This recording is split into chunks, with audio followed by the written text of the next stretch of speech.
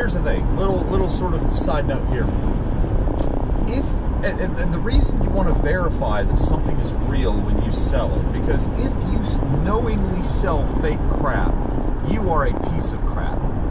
You suck as a person. Yeah, if you're trying to pass it off as a person, as real, knowing it's fake. That's right. Then you are a fake. You are a fraud. You are as fake as whatever it is.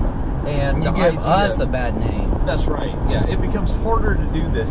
And the things that they do, like when people fake this stuff, it's a criminal operation, right? That's the thing, because you can't counterfeit something and it's legal. Right. It's a criminal operation, and these things are used to fund drugs, they're used to fund human trafficking, and all that. And by you reselling fake stuff and passing it off as real, you're contributing to that. And so if you sell fake crap knowingly, that you're a piece of garbage. And you give, like you said, the whole eBay community a bad name, because, you know, people are always wondering, is this real or fake? And you give the eBay community, the sellers, eBay itself.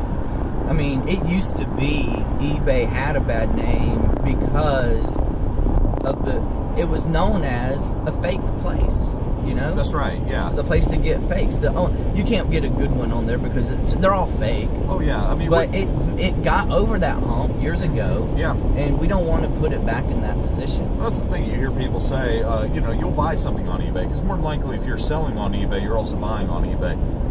And you'll hear people say all the time after you tell them you bought something, oh, well, how do you know it's real?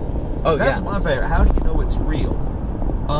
Well, it's a trust, isn't it? I mean, you know, you can do your own validation on it. You can ask seller questions and things like that. But it's really a trust enterprise. It is. You pay me and you trust me to send it, just like anything, though, really.